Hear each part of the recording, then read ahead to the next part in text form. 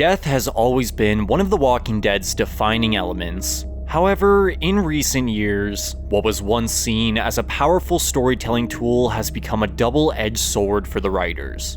Spoiler warning for basically everything The Walking Dead related, including the comics. If you're not caught up on the most recent spin-offs, you might want to hop out of here, but I appreciate you clicking nonetheless. The way major character deaths in The Walking Dead have been perceived by fans throughout the years has changed drastically as a result of various controversial decisions made along the journey.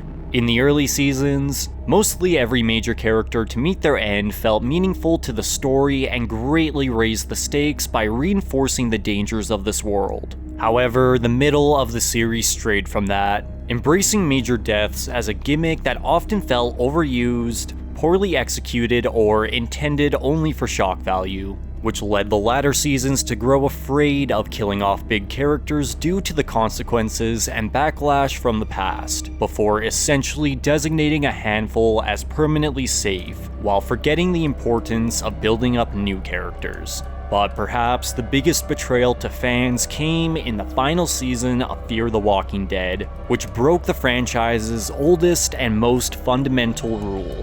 Now, this video is going to be reflecting my own experience engaging with the community throughout the years, as well as highlighting the current discussions and feelings towards topics in the past and present. But in no way am I saying this is definitively how you feel about every death in the series. Everyone experiences this show differently, so maybe you don't feel the same way. However, it's hard to deny there's a stark contrast between how the majority of the fanbase reacts to major deaths now than how they used to, so I'm going to attempt to explain the various general shifts in sentiment throughout the years, even if you disagree. The key word today is balance, as I believe The Walking Dead was at its best when it knew when a character had fulfilled their arc and could go in order to propel the story forward, which just isn't the case nowadays in more ways than one. And just to clarify, although I will be mentioning minor character deaths here and there when necessary, this video is intended to focus on the deaths of important characters to the overall story that fans had strong opinions about, good or bad. More so your Andreas and Glens rather than your Eds and Randalls. So with that, if you end up enjoying this video, please consider hitting that like button and drop a sub to see more content like this.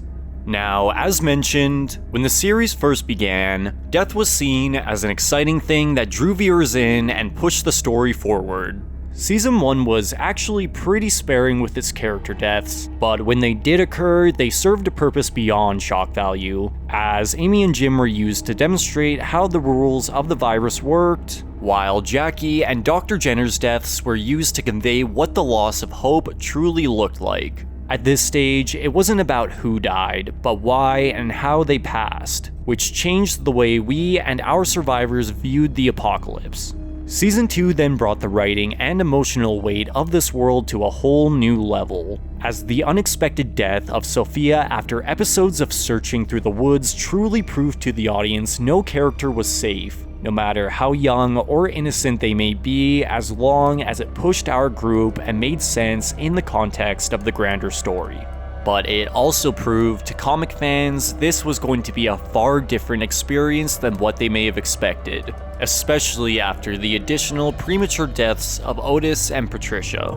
With Sophia, it was about who was lost, and how that affected those left behind, which resulted in one of the show's earliest impactful moments. This season also marked the show's first forced deviation due to behind-the-scenes issues, as the firing of Frank Darabont caused Jeffrey DeMond, the actor behind Dale, to request he be killed off prematurely. But despite the hiccup, the writers were able to incorporate his death in a way that made sense and felt organic, while still coming as a surprise that reinforces the real-world shock of death coming when you least expect it without compromising the story's flow or feeling like an unnatural shift. And a couple episodes later, we then got the death of Shane, a perfectly executed finish in my opinion that not only fulfilled the character, but pushed Rick in a whole new direction. Shane's death is still talked about today, and that's for good reason, as there's very little about it you could change to make it better. This is the best example of a character having a short run, but leaving a huge impact. Shane was integral to the first couple seasons, but as a result of masterful writing, the show was able to kill him off very early on without much backlash, as his character felt like it reached a natural conclusion, which is a level of storytelling the show would struggle to maintain through future character deaths. But because of perfect executions like this, The Walking Dead cemented its reputation early on as a show that knew how to kill its characters and do it right, before bringing in new faces to fill the void left behind. Now, moving into Season 3, we got the death of Lori rather early on, which not only broke Rick for a good while, allowing other characters to share the spotlight, but once again showed the audience just how dark they were willing to go, as most probably designated Lori as safe in their own heads, having been such a central character in previous seasons, but had basically served her purpose by Shane's loss. Her death was shocking to comic fans, but didn't spark outrage, as her role within the prison throughout the rest of the comic was minimal anyway. So for the direction the show took with keeping Judith alive, I think this death worked really well. This same episode also gave us the death of T-Dog, which despite getting overshadowed by Lori, still contributed to the gritty tone going forward. T-Dog was never going to have a huge story arc anyway, as 3 seasons in, he still barely had screen time. So adding his death to really drive home the "we're dying here" line during Rick's descent into madness was really well done. Both Carol and Beth were supposed to die around this time as well, but luckily the showrunner showed restraint and allowed them to live, believing it would be too much in too little time, which is a sentiment I wish he kept throughout the rest of the season, but I'll discuss that shortly. Axel and Oscar are a couple characters you often hear fans talk of having potential to be something great, but in the context of the conflict with the governor, it did make sense for them to go, as our survivors needed to experience some loss as a direct result of Philip. Merle's death then came towards the end of the season, which I've seen a lot of people argue should have come later, but in my opinion occurred right when it should have, as Merle was never going to be able to live peacefully in the prison, and his death was needed to push Daryl forward as Rick's right-hand man through thick and thin. Without his death, this scene in Season 4 just doesn't happen. However, come the Season 3 finale, we get the first death most agree was a mistake that was never a part of the original plan. Andrea in the show was never as good a character as her comic counterpart, but there was always room to evolve her to that point. Laurie Holden was signed on for 7 seasons, but after realizing the Season 3 finale was lacking in quality, showrunner Glenn Mazzara chose to write in Andrea's death a few days before their scheduled shooting in order to spice it up, which many fans saw right through. Andrea's last-minute death is the first example of the show sacrificing long-term character arcs in favor of shock value, which unfortunately became a trend in the later seasons despite Mazzara exiting after the finale. However, before getting to that point, Season 4 actually appeared to learn from the last mistakes, as we got the death of Herschel and the governor, along with Lizzie and Mika later on. All perfectly executed and timed deaths, with Herschel in particular standing out as one of the series' best. Herschel's death was one of the most devastating of the series, as everything our survivors built came crashing down as a result. While the governor already survived one battle, proving to always return, so there's no way he could have made it out of this conflict alive. Overall, in my opinion, I think Season 4 is where death was handled the best by the writers. The characters we loved that were lost only made us want to watch more, as new faces were brought in to fill the hole. While even the minor character deaths changed everything about how our survivors interacted with the wasteland. This trend of perfectly executed deaths continued into the early episodes of Season 5, with the Hunters and Bob's departure marking one of the franchise's strongest 3-episode runs. However, unfortunately, this is where I believe the show began to struggle with its major character deaths as we enter what I'd refer to as the Dark Era. Come the Season 5 mid-season finale, Beth had received more character development over the last 5 episodes than her entire run so far, and to reward fans for getting invested into this once boring character, The writers chose to kill her off in a weird, contrived way that just didn't really need to happen, retroactively making Noah the only thing worth watching in the hospital episodes, as everything Beth experienced was essentially for nothing. But it's not only the disrespect of the character that annoyed people, it was the entire mishandling of the situation, as immediately after the first airing of the episode, the official The Walking Dead Facebook page posted a Rip Beth post that spoiled the death for most still waiting for the episode to premiere in their time zones, putting a bad taste in the mouths of a ton of fans around the world. It was the first instance I'd argue trust was broken with the audience, as most storylines up to this point had a great payoff. But the payoff here was, this character we just grew to care about is now gone, and our group was still in the same position they would have been if she had survived. And come the season 5 mid-season premiere, we'd immediately return with the death of Tyrese. A loss that always felt a bit off to me, as despite being a beautifully shot and poetic send-off, never really pushed the story forward, unlike Shane or Herschel, as it only really served to convey the dangers of this world, which we kind of already knew. It only really has an impact on Sasha, who was still grieving Bob's death anyway, so overall, it just felt like they didn't have a role for Tyrese in the next arc, and just wanted to clear some cast members to make room for the Alexandrians. Which, in the following episodes, after their arrival at the safe zone, we get the death of Deanna's son Aiden, which does serve the story well, but also the death of Noah, which now makes the hospital storyline completely useless. But to be fair, their deaths do act as a good catalyst for the animosity between our survivors and the Alexandrians to brew. But Noah just felt like he wasn't given a fair chance to become something great when he certainly held the potential. In the early seasons, a new character dying suddenly and unexpectedly after only a few episodes felt exciting, but now it was kinda starting to feel a bit annoying. What used to work well was now kind of stale, leading to some feeling less interested in getting to know newly developed faces. Don't get me wrong, some characters were always meant to die the way they do, such as the Andersons or Deanna, but by season 6, major deaths were starting to feel like a gimmick. Even if characters were always meant to die, the impact was simply starting to fade, which only came more apparent as the series continued. And I truly believe this only became a problem after the season 5 mid-season finale. By this point, fans were beginning to notice a trend that most major events or character deaths would occur in the first, 8th, 9th, or 16th episode of a season, which, despite there being the occasional exception to the rule with minor characters, it began to set a structure that was starting to make the show feel predictable. Even the unpredictable moments still sprinkled in were watered down by really gimmicky attempts to boost ratings through fake-out deaths. The most infamous being Glenn's dumpster fiasco, where we were led to believe he died horrifically and suddenly, only to be left without a definitive answer to his fate for 4 episodes, where it was then revealed he was fine all along.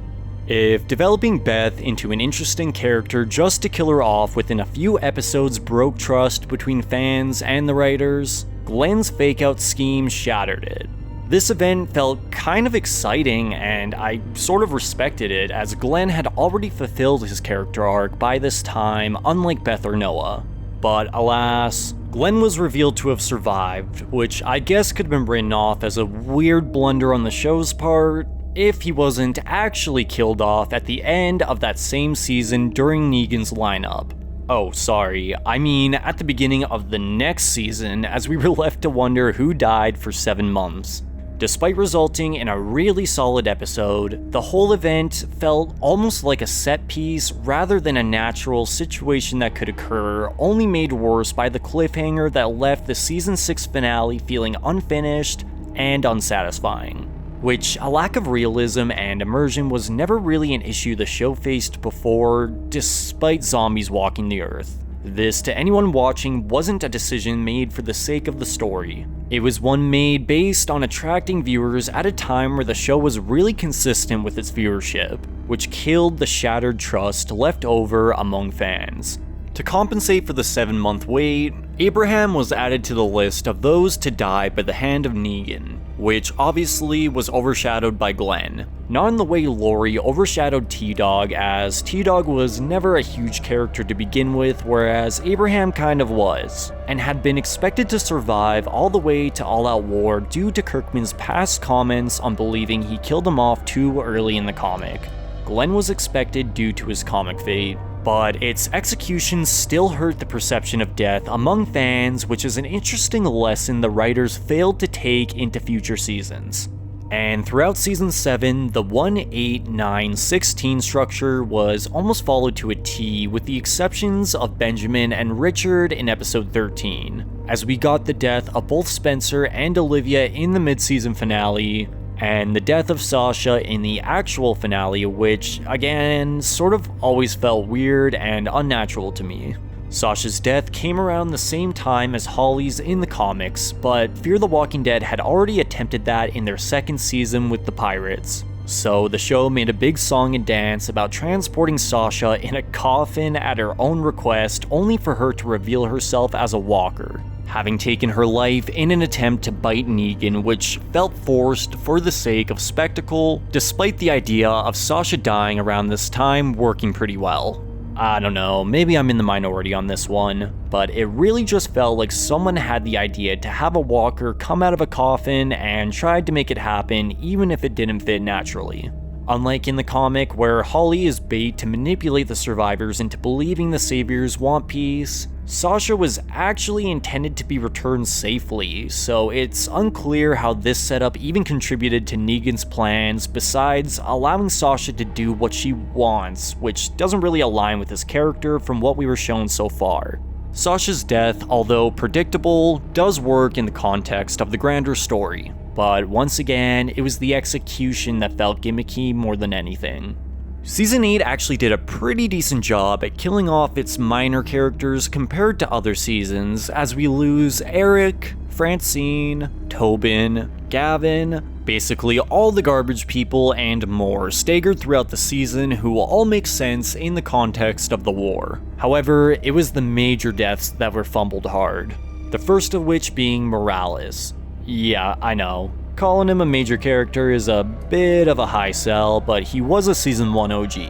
After years of fans begging to find out what happened to the Morales family, the second episode of the season left us on a major cliffhanger with the father's return. However, immediately come the following episode, he is killed by Daryl and brushed to the side as quick as he was reintroduced, which kind of felt like a direct jab at fans who had been speculating on his fate for years. The writers baited us with his return, just to basically tell us it never mattered to begin with, and we were stupid for wanting to know, which really soured this early half season for a lot of people, considering Season 1 characters were becoming a rare commodity.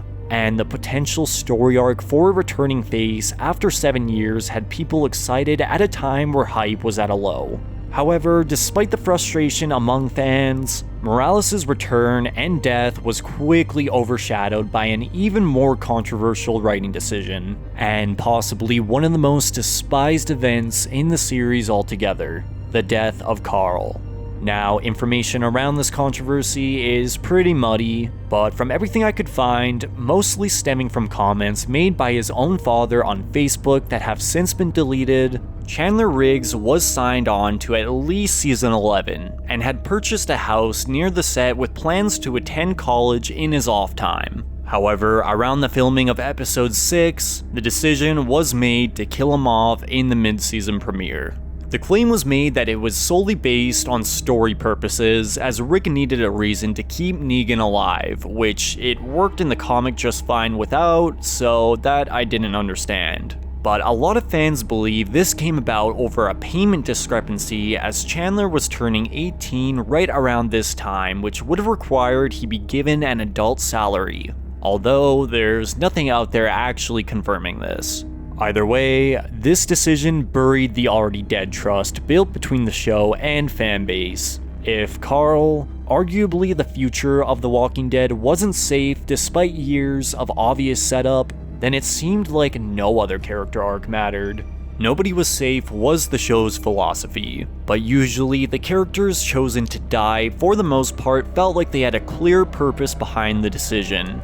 there were other characters already set up to take on the role he was adopting, such as Morgan, whereas Carl took a complete 180 in personality in order to fulfill their ideas. So the whole situation just felt disrespectful to the character, story, fans, and actor, as many saw it as the death of the franchise's future. And the backlash from this decision would fundamentally change the way The Walking Dead handled deaths going forward, as the show saw a complete restructuring in Season 9 both on screen and behind the scenes, ushering in the era of major deaths becoming increasingly rare, along with the plague that was character exits. Season 9 was victim to many actors wishing to exit the show full-time.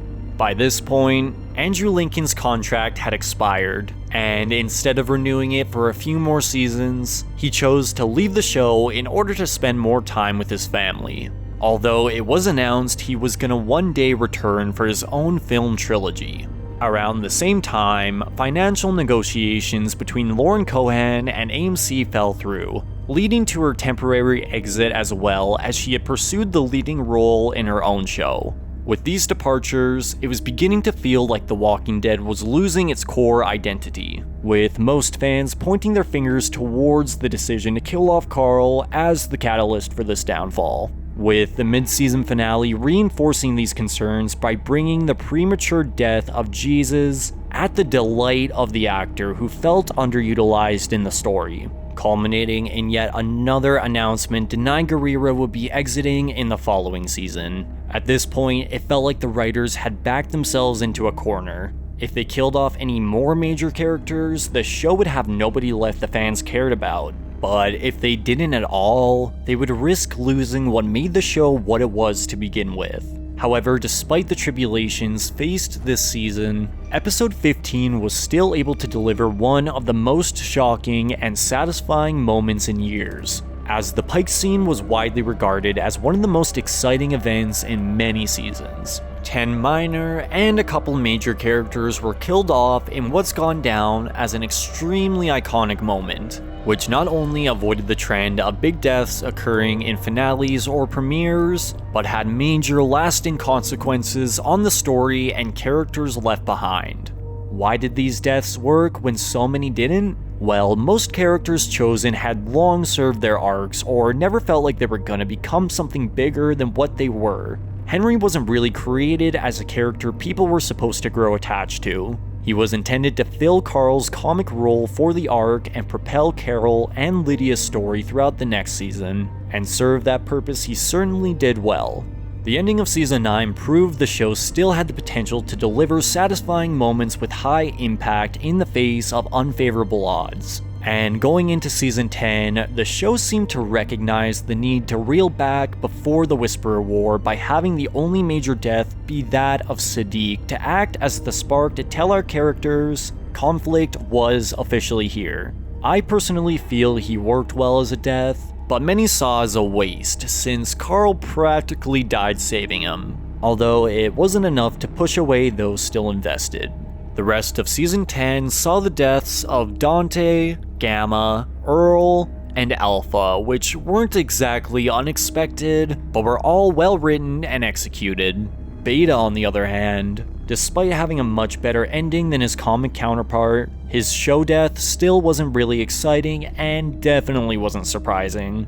It just kind of happens, and then the Whisperer Wars wrapped up, which, although was kind of underwhelming, wasn't out of place in the story. So despite Season 9 ending with a bang, Season 10 was generally considered a more restrained chapter of the show, which I think was for the best, as it balanced all the losses faced in the previous seasons, with the only semi-controversial death among fans being that of Sadiq, which I understand, but think was necessary as it still kept viewers on their toes without going overboard. And during episode 13, Denai Guerrero did exit the show as expected, with the prospect of her joining Rick in his spin-off, just as Maggie returned from her hiatus to join the series full-time once again. So although we did lose another major cast member due to outside influences, we gained another, which for a while maintained that feeling the show once again found a sense of balance when knowing when to kill its characters.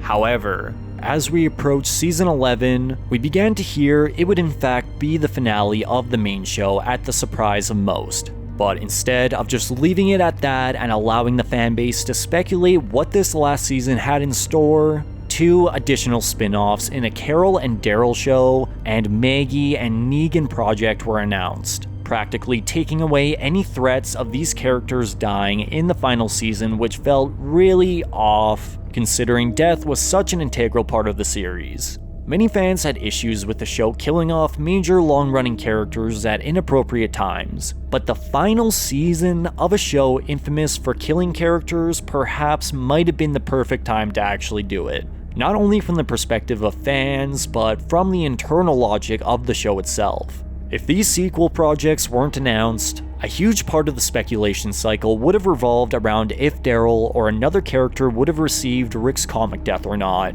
which, despite the show misstepping with big deaths in the past, could have really fit given we were approaching the end. What we got instead was the death of Maggie's entire newly introduced group, which was basically just cannon fodder for the Reaper arc with no consequences. Alden, a very minor character who completed his character arc years ago, and Leah, whose inclusion kinda felt weird in the series to begin with. And then there was Sebastian Milton, which was actually surprising and pretty well executed considering how different it was from his comic fate, along with the death of Lance, which was expected, but the execution here was pretty underwhelming, as he was on track to be a great final threat before getting undermined by Pamela.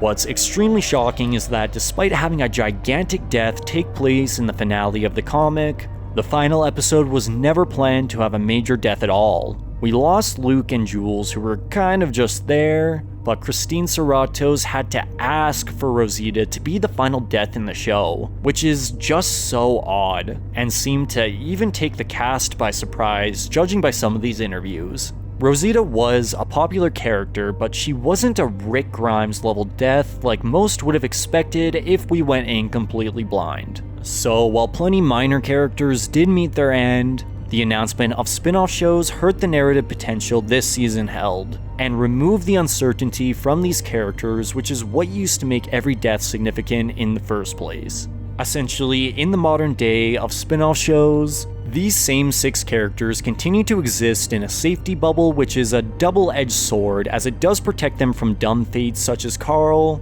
but eliminates any threat against them as long as their shows are still airing, which kind of goes against everything The Walking Dead was always about, as the uncertainty of death was a core element of the show's identity. Are they gonna kill Daryl Dixon in Daryl Dixon Season 3 when Season 4 is already confirmed? I'm gonna say no. But every other newly introduced character within these spin-offs? Well, don't get too attached, because some of these new shows appear to almost have a scorched earth policy, which harkens all the way back to issues people had regarding new characters dying before reaching their full potential all the way back in Season 5 and 6. Dead City's definitely the least offensive in this regard, as it introduces a good 6 notable characters, with 4 of them making it to Season 2. But the ones who live, Okafor, Pearl Thorne, Nat, and General Beale were all introduced as new era characters with tons of potential for the future that were all killed off within the 6-episode miniseries. While Daryl Dixon greatly upset fans by putting a ton of focus on characters like Isabel and Janae, only to kill them off in order to make way for Season 3's new cast members before moving on as if they never had much of an impact to begin with. You can kill big characters without pissing off fans. The show has proven that multiple times. It's the way you execute it, the thought process behind it, and the consequences that follow, which lately haven't been living up to what they used to. This is allegedly supposed to just be the beginning, but in order to expand and keep things going, you have to introduce, and more importantly, keep new characters that fans find interesting while subtly taking away that safety shield for the Big Six. Carl felt like Rick's legacy, so in the context of the story, it didn't make sense for him to die, no matter how they try to spin it. Knowing when to keep a character around and when to kill them off is an extremely tough task to manage without a doubt, especially on a long-running show of this sort, which is where the word balance becomes most important. There is a divide between characters that are safe and characters who aren't, which is very noticeable nowadays. In order to fix this balance and restore tension to these spin-offs, our core protagonists need to face dire consequences while building up newly introduced characters and returning survivors to take their place. This is where knowing the direction of the story becomes so important. Whose arcs are already fulfilled and who has more story left to tell. Personally, if I were to put this into action, I would have Herschel Jr. kill Negan around Dead City Season 3, while building up Pearlie Armstrong and the Croat as we reintroduce classic survivors such as Dwight to fill that void, who would make sense in the context of this series, as he could be hunting Negan down in the streets of Manhattan after learning of his freedom following Fear, only to have the kill taken from him. Herschel's been long set up to kill Negan, and lately, Negan's been treading the same story arcs, so having him die in order to propel Herschel, Maggie, Dwight, and whoever else into fresh new directions could really work for the show. And having the following season's plotlines after his death come as a direct result would make the consequences feel all more impactful. You can kill the character, but have his presence be felt more than ever. But despite all the mistakes made, nothing has ever come close to the time Fear the Walking Dead broke the golden rule by resurrecting characters that were confirmed to have died. The first was Madison Clark, who was inferred to have died in the Season 4 mid-season finale and was later confirmed to be dead by the showrunners. However, come the Season 7 finale, there she is, alive and well, kidnapping babies, I guess. This was frustrating for many reasons, but could be swept under the rug as we never actually saw a body. But then, Troy Otto was resurrected, and that is definitively the word I mean, as without a doubt, Troy died in the Season 3 finale. Madison bashed his skull in with a hammer and left him behind to drown before the dam collapsed on his corpse. It was pointless and stupid to bring him back, and introduce the idea death isn't the end, even if it's obvious on screen. Thankfully, this type of scheme has never been attempted since, but just imagine if Beth showed up alive and well in Dead City. To me, it's exactly the same scenario. So despite the flaws regarding death in the New Era spin-offs, we can all agree it's essential for the characters that have been killed off to stay dead. Isabel was a shame, and arguably a mistake, but she did, like it or not. So what do you think about everything we've discussed today regarding the ever-changing perception of death in The Walking Dead? Have you agreed with most of these general sentiments? Is there a character or event I didn't mention that contributed to these shifts in perspective? And how do you feel about the idea of taking away the safety net around the Big Six? I'm excited to hear your thoughts in the comments down below. But that's gonna do it for me today, folks. As always, thank you so much for watching.